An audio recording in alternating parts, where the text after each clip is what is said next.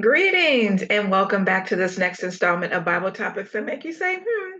And I'm Robin Sweet Ransom. And as always, I am so blessed that you elected to join me today.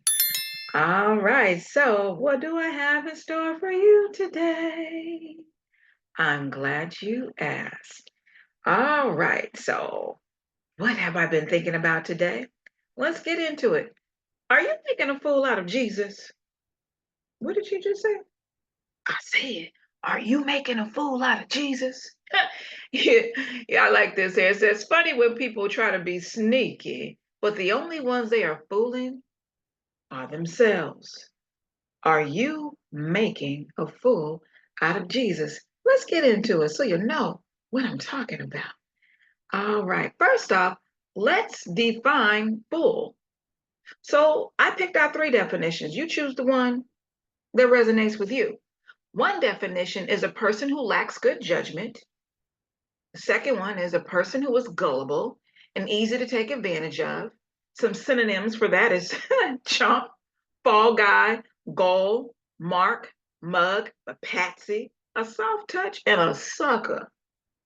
And then the final definition is a professional clown employed to entertain a king or nobleman in the Middle Ages. So, what do you think? Is Jesus a fool? And more importantly, are you making a fool out of him? Let's talk about the trademarks of true Christians.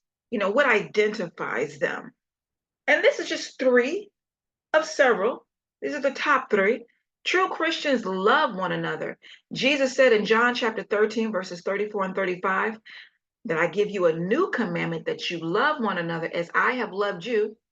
Right? The other one is that we as Christians should be led by the Holy Spirit. That's Romans 8 and 9. And then finally, John 14 and 15 says that true Christians should obey the commandments of God. And so I ask you, what do you think? Are you a true Christian? Only you can answer that, right? Let's dig deeper and let's go to Romans chapter 12, verses 1 and 2. It says, therefore, brother, by the mercies, or brothers, by the mercies of God, I urge you to present your bodies as a living sacrifice, holy and pleasing to God. This is your spiritual worship. Do not be conformed to this age or this world, but be transformed by the renewing of your mind, so that you may discern what is the good, pleasing, and perfect will of God. Let's go to 1 John 3, 7 and 10. It says, little children, let no one deceive you. Don't even deceive yourself. The one who does what is right is righteous, just as he, Jesus, is righteous.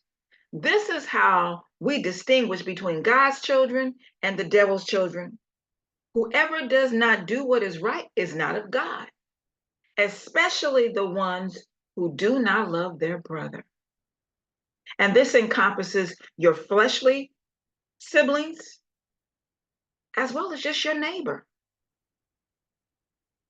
Because further, it says, how can you say that you love God whom you can't see and hate your brother whom you do see?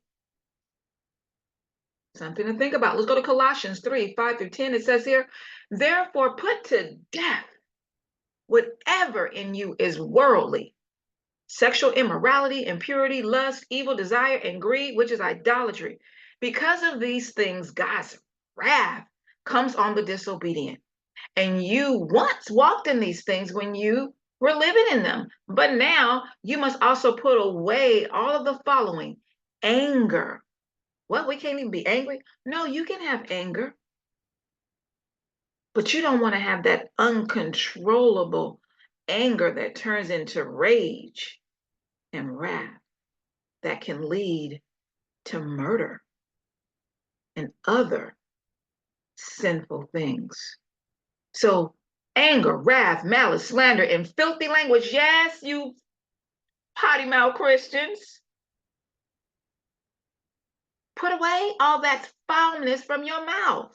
Time out for that. Time out for that. Do not lie to one another. Lying is wrong too. And you know what? I got to own this one because God is working with me online because I feel like it's okay to lie to people who don't need to know your business. Since you have put off the old man or the old woman with its practices and have put on the new man or the new woman who is being renewed in knowledge, you're learning according to the image of your creator. So the more you know, the better you do, right? Once you know better, you do better. And so we're all a work in progress, right? And whatever message I bring to you is a message from me first, because I'm not above you, I'm with you. We're all sinful humans on this earth trying to do the best we can. And God is trying to help us up our game, right? And that's the reason for my channel is to help you to up your game by getting in the Bible and finding out what God says. Time out for what I say or other humans say or pastors or whatever, or whoever you choose to listen to. Time out for them. What does the word say? Are you making a fool out of Jesus? Does your life show that you belong to Christ? Simple point blank question. Do others see Christ in you? When you walk into the room, do they feel like Christ has entered? And when you leave, do they feel like Christ has left? Does Christ see himself in you? Does Christ see Christ in you? Does he feel like he's looking in the mirror? Are you a part of this world? John 17, 15, and 16, Jesus says we should be no part of this world, just as he is no part of this world, even though we live in this world. And I ask you this, would Jesus tell you to get away from him or get behind him like he told Peter when he said, get behind me, Satan? Because Peter was saying things that Jesus did not need to hear. Matthew 7, 21 through 23 says that many will say to him, Lord, Lord, and he will say, get away from me, I never knew you. And James 2:26 says, faith without works is dead. You got to put some action to those words. And you know what? Jesus believes in you. He knows you can rise to the occasion and really be a true follower of his, which mean you're a Christian. But the question is he a fool? Let's go back to the definitions of fool. Let's see. Are we making a fool of Jesus? For Jesus to believe in us, is he a person who lacks good judgment? Is he someone who's gullible, a sucker, or is he a clown? I ask you, are you making a fool out of Jesus? Here it says your life as a Christian should make non-believers question their disbelief in God.